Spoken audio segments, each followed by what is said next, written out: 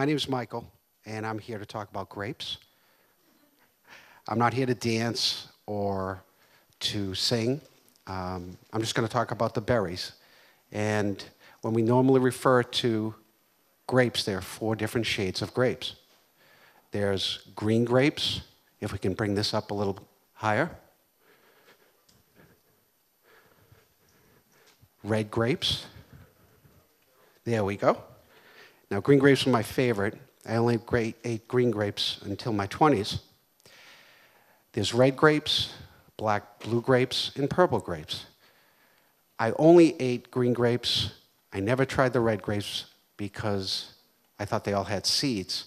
And the black, blue, and purple grapes I never tried because I thought they were too tart. So I avoided these other grapes.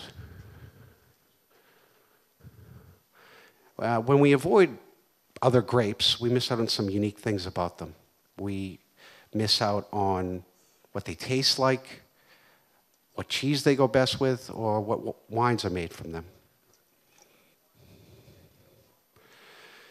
Now, I only ate green grapes, and as I got older, when I went to the store, that's all I bought. I based my understanding of grapes on misconceptions and what I was told as a kid, because in my house, only green grapes were served. So when we engage this type of behavior, it's a unique bias known as implicit bias. And implicit bias affects a lot of our decisions. It can lead to discrimination. Now, in my case, I discriminated against everything but the green grapes. I discriminated against them because that's what I learned. I learned these misconceptions that only green grapes were good. And if we don't learn otherwise as we get older, we accept these misconceptions as truths. Now, as we age, that can affect a lot more than our choice of grapes. So let's replace the grapes with people. Just like the folks here at school, there's almost as many shades of people as there are grapes. There are blacks, whites, Hispanics, Asians, Middle Eastern, Indian, and the list goes on and on. In fact, at Brookline High, there are 63 separate nationalities represented.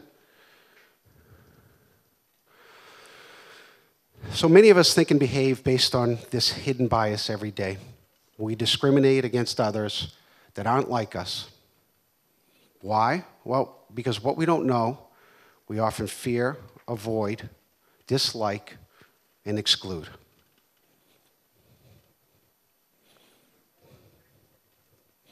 So we learn these biases at very young ages, and unfortunately, they're almost always based on what something or someone looks like.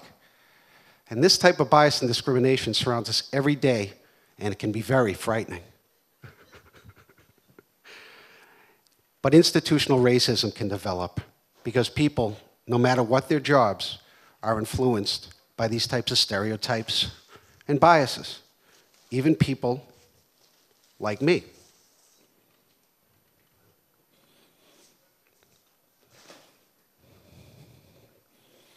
So it starts here today, and the reason why I'm here today is to talk about this.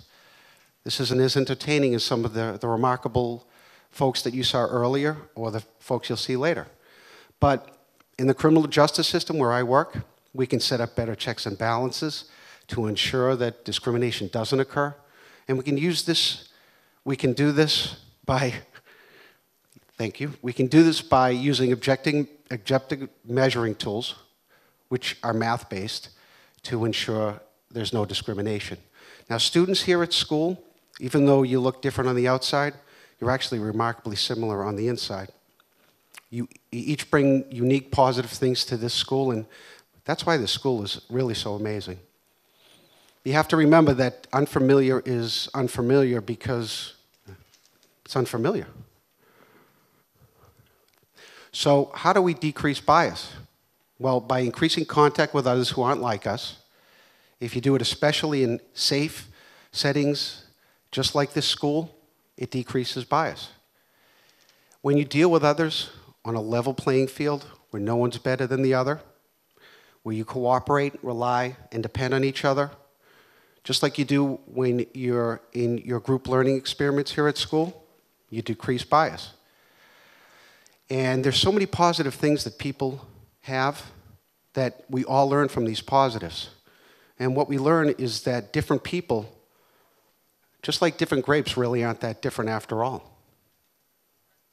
So the final thing you can do today is to make intolerance intolerable in your homes, at school, in the community, by holding non-judgmental attitudes about others who are different, even different grapes. Thank you.